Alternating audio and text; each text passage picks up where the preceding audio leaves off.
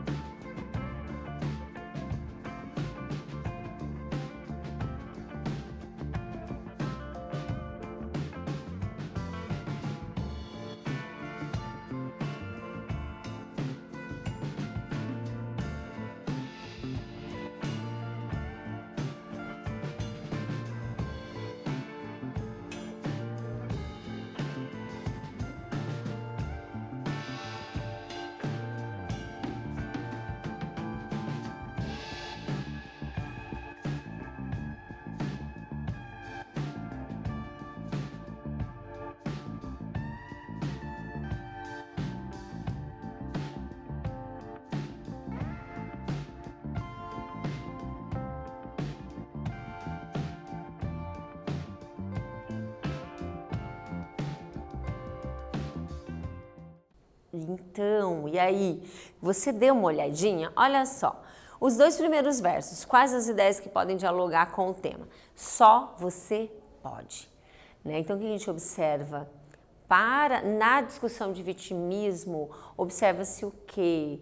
Né? Que o vitimista, ele se considera muito mal, ele está sempre com a autoestima baixa, então ele reclama dele mesmo e tudo mais. E o que a gente pensa para gerenciamento de uma vida? Que só a própria pessoa, só cada um de nós pode gerenciar a sua própria vida. Né? Não é o outro que vai ter que me fazer feliz, não é o outro que vai ter que mudar a minha vida, eu mudo a minha vida.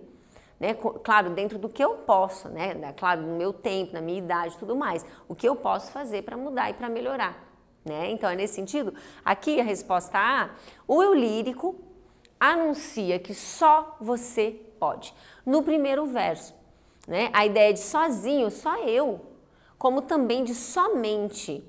Então, na relação com o tema, está relacionado com o quê? O poder de transformar a vida está em cada um de nós, dentro de si. O vitimista ignora isso, né? O vitimista, o que ele faz? Não, eu não vou transformar a minha vida. E ele culpa as pessoas pela vida dele, né? Por aquilo que ele não consegue mudar. E aí, o que a nossa poeta está trazendo no eu lírico dela? Só você pode, né? Então, o que eu não estou gostando na minha vida? Então, eu tenho que parar para pensar. Como eu consigo mudar isso aqui? Claro que a gente se relaciona, na letra B a gente observa isso. Veja lá, a letra B. E na letra B ali, os 2 últimos versos. Você não pode só. E agora? Veja, a Priscila dá um tilt na nossa cabeça, né? Veja, por isso que é tão legal a gente ler vários tipos de textos. Poesia, por exemplo. Olha lá. Na sequência, podemos relacionar com a ideia de que, muitas vezes, a vítima não sabe que se comporta como tal e precisa de outros para ajudá-la a ver isso. Então, claro, de um lado a gente precisa entender, olha, tem coisas que só eu posso mudar na minha vida. Que eu preciso pensar sobre isso, eu preciso alterar isso aqui. Agora, é óbvio que nas nossas relações e na nossa vida a gente precisa do outro, né? Em alguns aspectos. Então, muitas vezes, né? Então, é nessa interdependência, né? Eu não dependo tanto, né? Entre aí nessas relações. Então, o que acontece? Muitas vezes, sim, eu não sei que eu sou vitimista. Eu fico agindo assim, aí alguém diz assim, olha, você está reclamando demais, olha, não sei o quê. Muitas vezes precisa ir para um terapeuta, para um psicólogo, para alguém aconselhar, né, um conselheiro, para dizer, olha, como que você está agindo?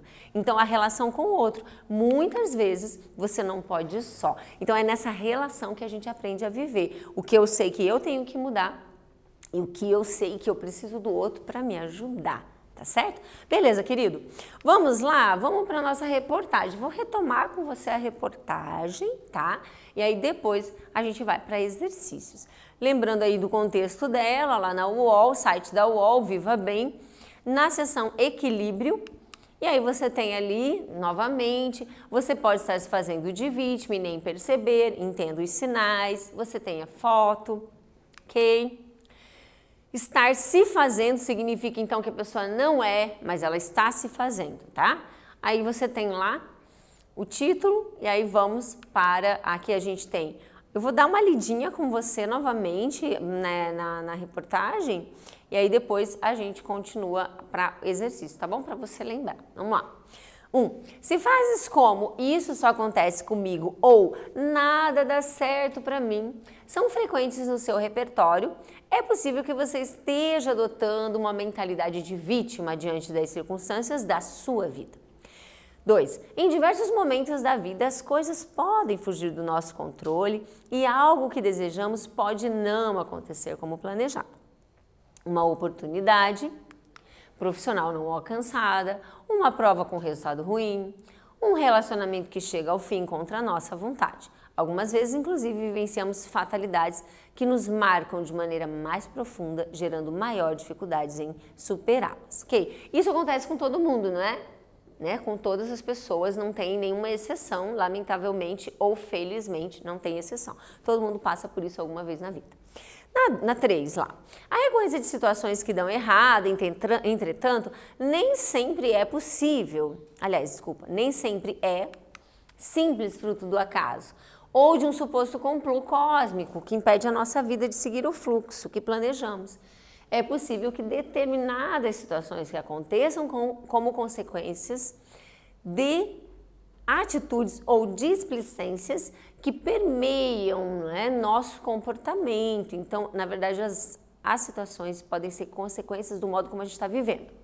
É possível observar portanto, é importante observar, portanto, como você tem encarado esses momentos, como você enxerga o seu papel diante dos relacionamentos, expectativas e fatos cotidianos da vida que não acontecem como você desejava, como que você age diante da adversidade, né? Aí você tem aí os especialistas. 4. Segundo Ilíada Alves, psicóloga, aqui eu já vou pular, e preceptora da residência em psiquiatria, abre aspas, a vitimização pode ser socialmente definida como o hábito de condicionar, né, de manter ali sentimentos de dó e piedade a si próprio. Algumas pessoas chamam de autocomiseração. Pessoas que atribuem ao outro ou ao universo a culpa por não se sentirem capazes de promover mudanças ou solucionar problemas. A psicóloga ressalta, contudo, que a leitura de determinados comportamentos precisa compreender seu funcionamento dentro do histórico de cada pessoa, aliás, de vida de cada pessoa, e exige um olhar empático, né? Aí tem que observar. No tocante às circunstâncias que geram esse tipo de comportamento, Alves salienta que cada pessoa desenvolve as próprias estratégias de enfrentamento para lidar com situações adversas. De acordo com ela, processos falhos de comunicação podem estimular indivíduos a adotarem estratégias e posturas vitimistas, caso percebam que essa forma seja a única maneira de obter a validação, né, o olhar aí do outro. Abre aspas. Assim, esse modelo de comunicação pode tornar-se circular, no sentido de repetitivo, e reforçador. Finaliza. Sinais frequentes. Em geral, quem se faz de vítima são pessoas com baixa autoestima, que receberam pouco afeto quando crianças e que só tiveram a atenção dos familiares quando machucadas ou doentes. Explica Sônia Maria Duarte Sampaio, psiquiatra e coordenadora do projeto Vincular. 7. Para a psiquiatra, diante desse cenário, essas pessoas, quando adultas, tendem a associar dor e sofrimento como busca de atenção. Os indivíduos que possuem esse tipo de comportamento costumam não se responsabilizar por seus erros ou dificuldades e podem utilizar de seus problemas para angariar, conseguir a atenção do outro. Segundo Thaís Oliveira, psicóloga, a sinalização de uma pessoa que se vitimiza comumente se segue, ou normalmente se segue ao modo como que encara os seus traumas e dificuldades. Normalmente, alguém que passou por dores durante a sua infância e que não foram compreendidas nesse processo.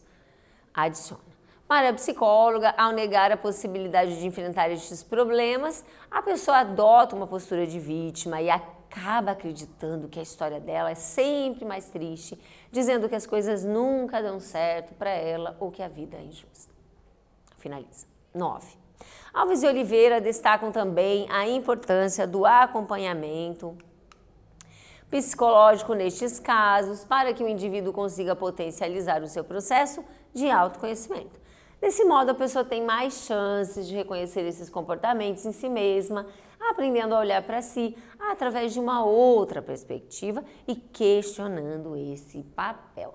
A gente leu novamente para que você possa relembrar o texto, já que a gente vai fazer uma nova análise dele com outros aspectos, tá bom? Vamos lá, meus caros. Marcas linguísticas. Nós vamos hoje focar um pouquinho na linguagem, né, do texto. Veja lá. Quais as marcas linguísticas de uma reportagem, professora Maísa? Há várias, né? A gente destacou aqui algumas mais específicas. Primeiro, verbos do dizer, verbos de quende. De quende são verbos, então de quende vem do latim, né? Então é a palavra em latim para dizer, verbos do dizer. Verbos que eu uso para introduzir a fala das pessoas, tem bastante na reportagem. A professora destacou aqui, ó. Veja que quando você tem aqui a fala da Thaís Oliveira, ele abre o aspas e aí ele fecha assim, ó, finaliza. Então, é o modo como a Thaís está trazendo, ela está finalizando a fala dela. Isso é um verbo do dizer. A gente tem outros verbos do dizer aqui dentro do texto que a gente poderia observar. Aqui tem de novo finaliza, explica, Sônia, verbo do dizer. Então, por que o autor traz, né, o repórter traz, né, os editores trazem essas falas do verbo do dizer? Porque é o modo como aquilo está sendo dito. Explica, fala, sinaliza, destaca. Marca de reportagem, tá certo? Ok, o que mais que a gente observa na reportagem? Uso de aspas. Eu e você já falamos, você já sabe disso, tá bem tranquilo, eu creio. Porque aspas para introduzir a fala do outro. Dentro da reportagem, a aspas, ela indica que alguém está dizendo alguma coisa. E normalmente, nesse caso aqui, a gente viu, são especialistas no assunto. Então, ele abre aspas para que o leitor compreenda quem está dizendo. Aqui é a reportagem, aqui é o editor, né? Aqui é o repórter. Aqui, abre aspas, aqui é o especialista, aqui é a fulana, aqui é o fulano, que foi chamado como fonte. Então, eu preciso observar esses dois discursos. Por quê, gente? Porque importa quem diz, importa o que se diz, mas importa também quem diz. Quem está dizendo isso aqui? É importante a gente questionar quem diz o que diz.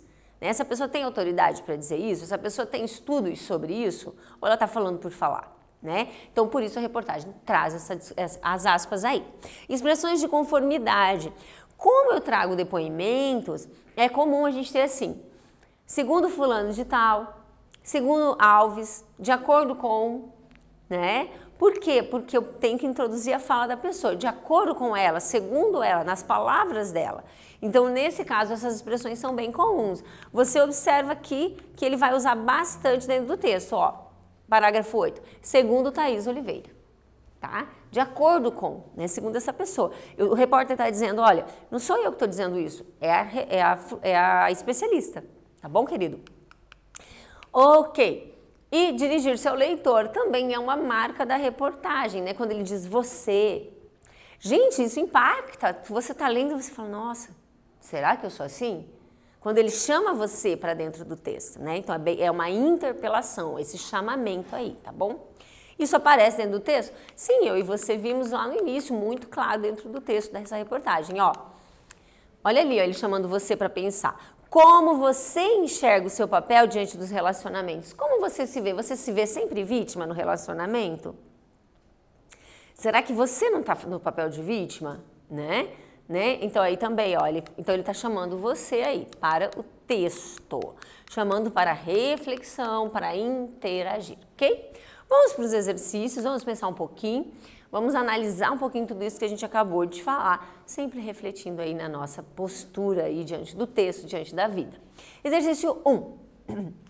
Falamos de verbo do dizer, vamos lá? Encontre no texto, no trecho abaixo, esse trecho que está aqui, verbos do dizer, a professora colocou em verde, porque depois vai ficar pintado de verde, e uma expressão de conformidade, que eu coloquei aí meio de roxo.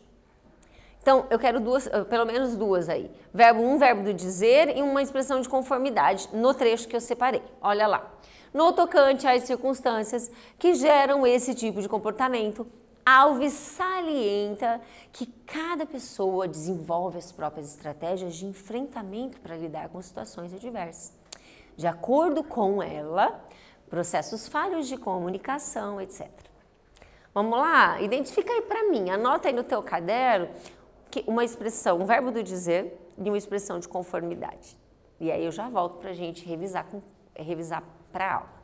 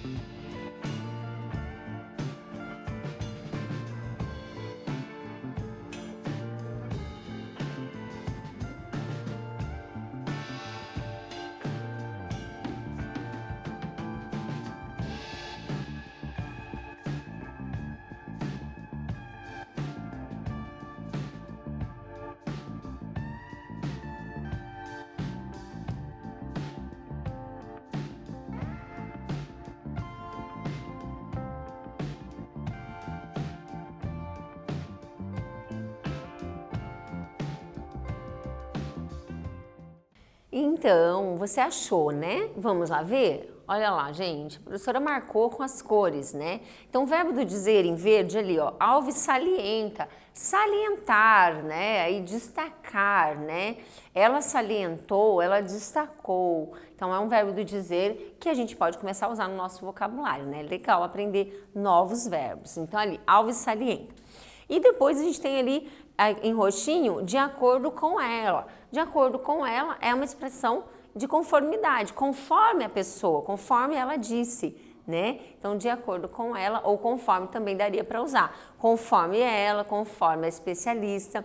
Então, são mecanismos de coesão textual também, que ajudam a ligar no texto as falas que eu estou trazendo.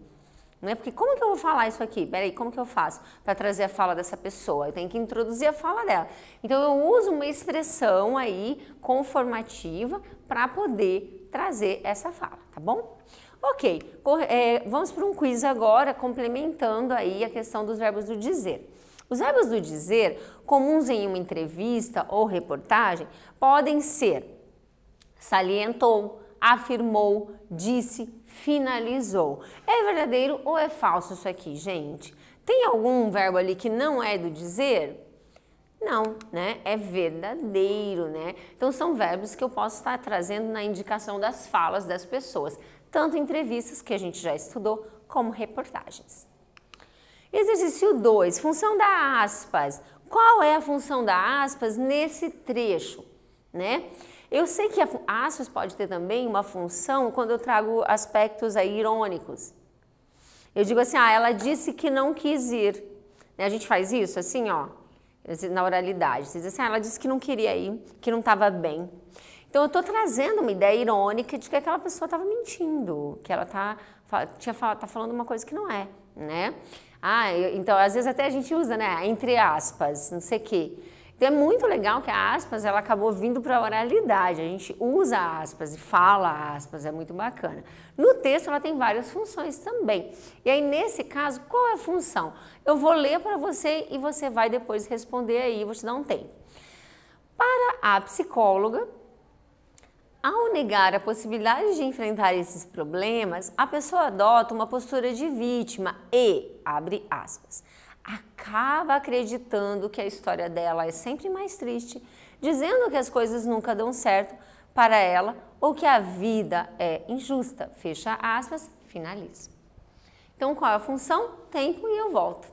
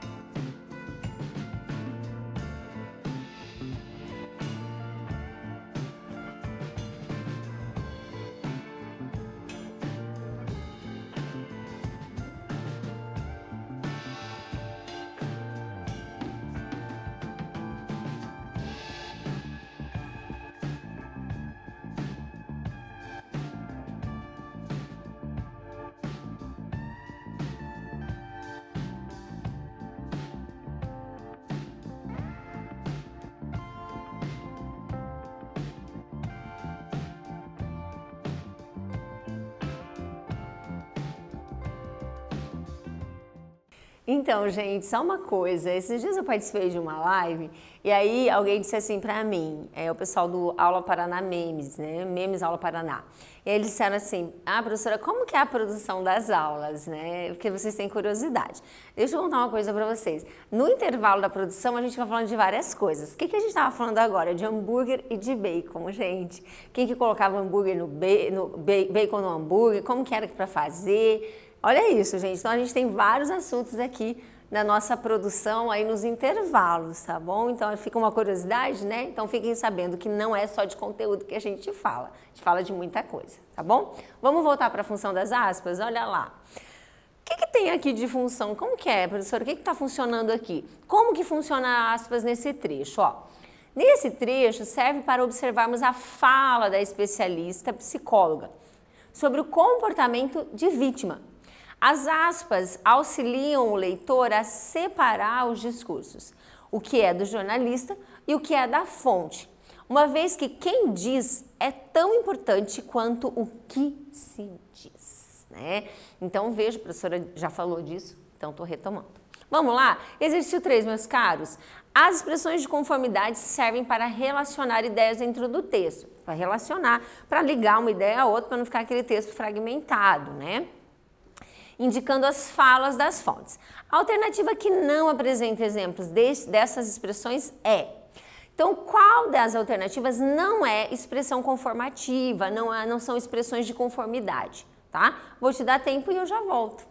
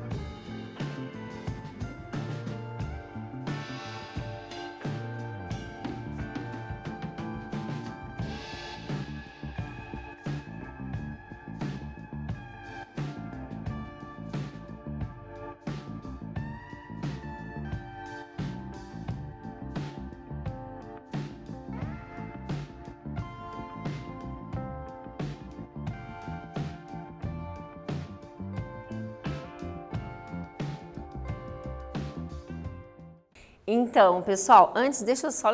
Eu falei aqui, o nome da galera que eu fiz uma live, que eu adoro, o perfil deles no Instagram chama-se Aula Paraná Memes.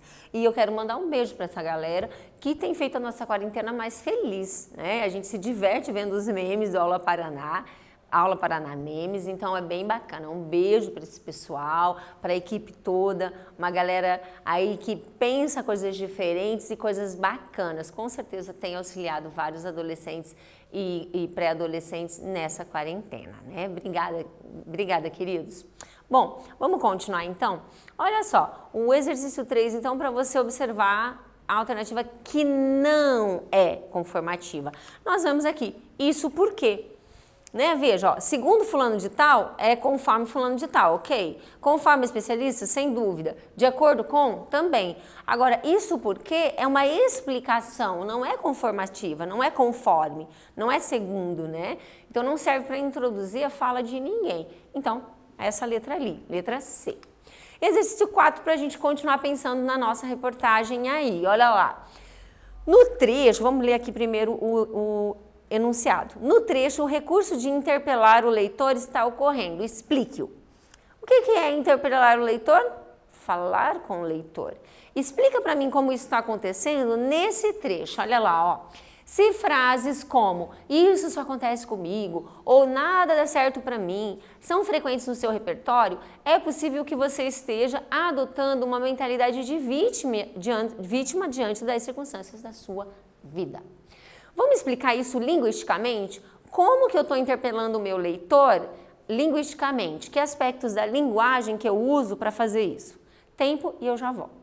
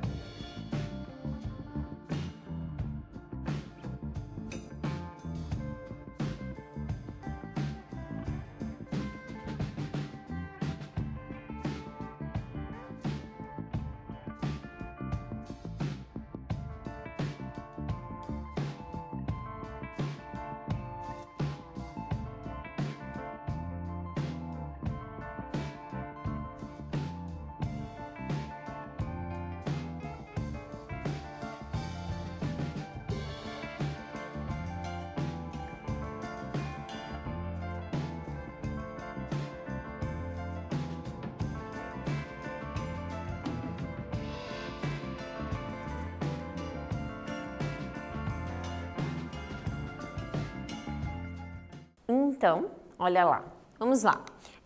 Respostinha lá. O uso dos pronomes, né? A interpelação é esse pronome você e o pronome seu, que são pronomes que se referem ao leitor. Então veja ali, ó, seu, você, sua vida também é que marca o quê? Essa direção ao leitor, né? Essa interpelação. Eu uso os verbos para me direcionar a esse leitor. Os verbos não, os pronomes para me direcionar. Beleza, querido? Vamos para o exercício 5, a gente está indo quase para o final da aula. Você está firme aí comigo, não é isso? Vamos manter aí essa firmeza. Veja lá, no trecho, tem o trecho, vamos ver primeiro o que é que ele pede. Qual o sentido do termo em destaque? Veja que a professora está fazendo o quê? Eu leio o enunciado e depois eu vou para o texto. Então é uma estratégia de leitura bacana, principalmente quando a gente vai fazer prova. A gente está muito nervoso na hora da prova. Então ao invés de você começar lendo um texto logo, porque às vezes tem o texto lá para você ler e depois as questões. Primeiro, dá uma lidinha nas questões. Né? Dá uma lida no enunciado e daí vai para o texto. Por quê? Porque aí você abaixa a sua adrenalina, você fica mais calmo, porque você já sabe o que vai procurar, tá? Então isso é bem bacana, né? Você já vai, o teu olhar de leitor já vai procurando o que você precisa, vai analisando o que você precisa. É uma dica. Veja lá, qual o sentido do termo em destaque? O termo em destaque é quando? Qual é o sentido dele? Vamos ler e aí depois você responde e eu dou tempo para você. Em geral, quem se faz de vítima são pessoas com baixa autoestima, que receberam pouco afeto quando crianças e que só tiveram atenção dos familiares quando machucadas ou doentes. Vou te dar um tempo e eu já volto para a gente conferir.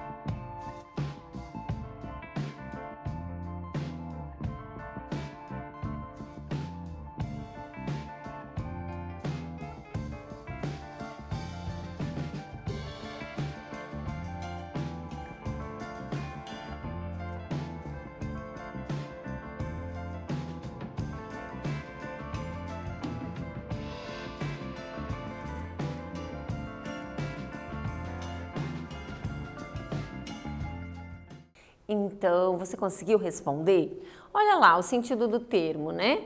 O termo em destaque, ele expressa um sentido de tempo, quando, né? Ou seja, na época, o período em que se era criança, né?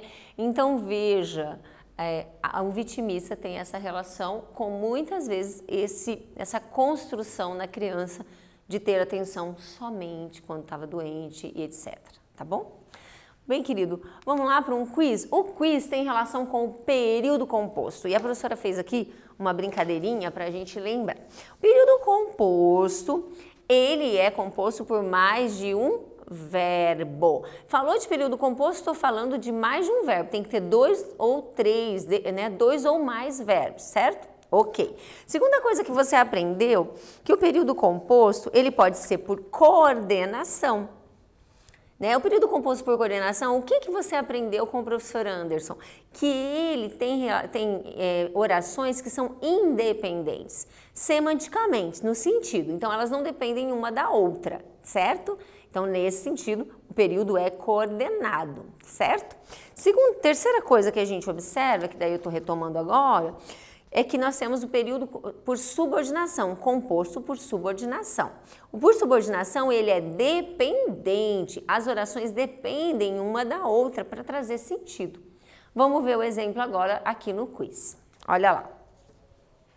No período, a criança gostava de que lhe dessem atenção. Estabelece relação de coordenação ou subordinação. Primeira coisa que eu faço, acho os verbos. Gostava e dessem. Tem 2 verbos aqui, então é um período composto, ok. Segunda coisa que eu observo é se, separando essas orações, elas vão depender uma da outra ou não. Então, se a gente diz, a criança gostava, né, a primeira oração, você entende? Gostava do quê, gente? Falta alguma coisa, não é? Então, veja, ou se eu digo, lhe dessem atenção, talvez até dê o sentido, mas a primeira oração não tem sentido. Então, veja que elas dependem, já estou te dando a resposta. Então, aqui é um período por subordinação, porque uma oração vai depender da outra para funcionar o sentido completo, né? É isso, meu querido. Bom, a gente fecha a nossa aula com a reportagem sobre vitimismo, que a gente está pensando sobre isso, né? Está querendo gerenciar mais a nossa vida, cuidar da gente, não é isso? Em segundo lugar, também, observando as marcas linguísticas e revisando um pouquinho o período composto por subordinação. Até a nossa próxima aula. Tchau, tchau!